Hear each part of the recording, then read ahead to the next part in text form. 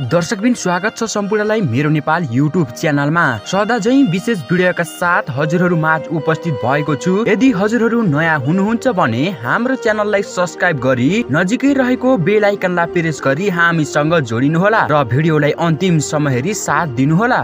दर्शकबिन अनिता खड्का बोल्न हिँड्न नसक्ने भएपछि अस्पतालमा चल्यो रुवाबासी। लामो समयदेखि उपचार गर्दै आएकी अनिता खड्का झन्डै 3 वर्षपछि फेरि पुरानै अवस्थामा फर्किएकी छन्। उनी लामो समयदेखि अस्पतालको बेडमा छटपटी अवस्थामा रहिरहेको सबैलाई थाहा नै छ। उनको अवस्था देखेर धेरैको मन रोएको हुन सक्छ। अनितालाई यो अपरेसन पछि निको भएको खबर सुनाउने परिवारको सपना भने अधुरो भएको छ। अपरेसन सफल नभएसँगै परिवारमा यो पटक फेरि अर्को दुःख भित्रिएको छ। उनी अहिले झन बोल्न उभिन समेत सक्दिनन्। जस्तो अवस्थामा पहिले अनिता रहेकी थिइन् अहिले त्यस्तै देखिएकी छन्। डाक्टरले छिटै निको हुन्छ भने तापनि अझै समय लाग्न सक्ने अनिताकी दिदीले बताएकी छन्। बिरामी अवस्थामा रहेकी अनिता खड्का अब बोल्न नसक्ने भएपछि यता उनको परिवार निकै तनावमा छ।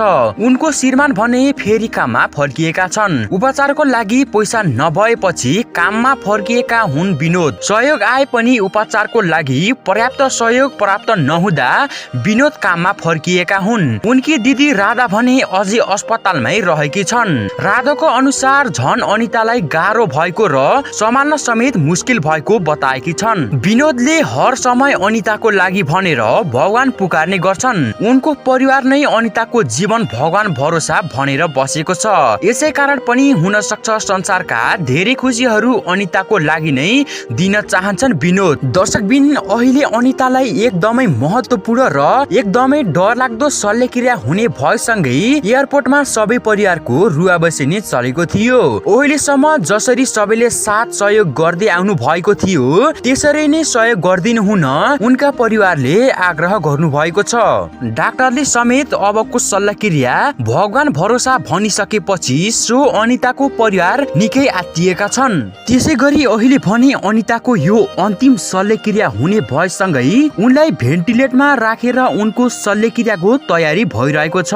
यो अन्तिम शल्यक्रिया हुने भएसँगै उनलाई हेर्न र भेट्न धेरै महानुभावहरू साथै श्रीमान सहितको आफन्तजनको अस्पतालमा ठुलो लाम लस्कर लागेको छ।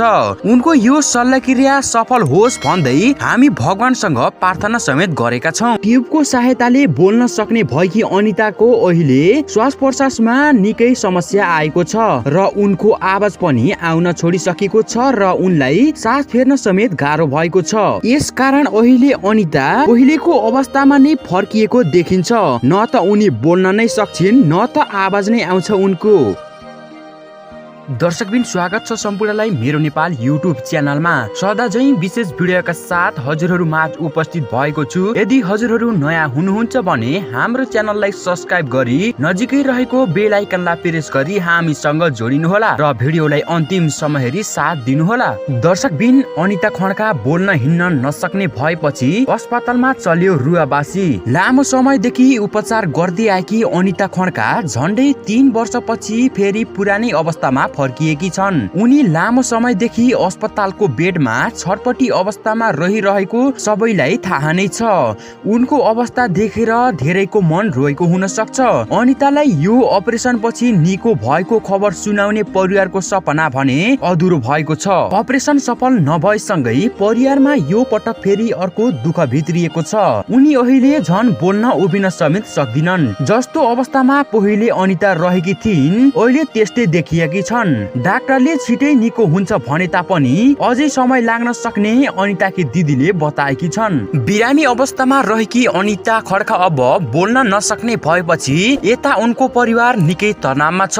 उनको श्रीमान भने फेरि काममा फर्किएका छन्। उपचारको लागि पैसा नभएपछि काममा फर्किएका हुन् विनोद। सहयोग आए पनि उपचारको लागि पर्याप्त सहयोग प्राप्त नहुँदा विनोद काममा फर्किएका हुन्। उनकी दिदी राधा भने अझै अस्पतालमै नै रहेकी छन्। राधोको अनुसार झन अनितालाई गाह्रो भएको र सम्हाल्न समेत मुस्किल भएको बताएकी छन्। विनोदले हर समय अनिताको लागि भनेर भगवान पुकार्ने गर्छन्। उनको परिवार नै अनिताको जीवन भगवान भरोसा भनेर बसेको छ। यसै कारण पनि हुन सक्छ संसारका धेरै खुसीहरू अनिताको लागि नै दिन चाहन्छन् विनोद। दर्शकबिन अहिले अनितालाई एकदमै महत्त्वपूर्ण र एकदमै डरलाग्दो शल्यक्रिया हुने भएसँगै एयरपोर्टमा सबै परिवारको रुवा बसिने चलेको थियो। अहिलेसम्म जसरी सबैले साथ सहयोग गर्दै आउनु भएको थियो त्यसरी नै सहयोग गरिदिनु हुन उनका परिवारले आग्रह गर्नु भएको छ। डाक्टरले समेत अबको शल्यक्रिया भगवान भरोसा भनिसकेपछि सो अनिताको परिवार निकै आत्तिएका छन्। त्यसै गरी अहिले भने अनिताको यो अन्तिम शल्यक्रिया हुने भएसँगै उनलाई भेन्टिलेटरमा राखेर उनको शल्यक्रियाको तयारी भइरहेको छ।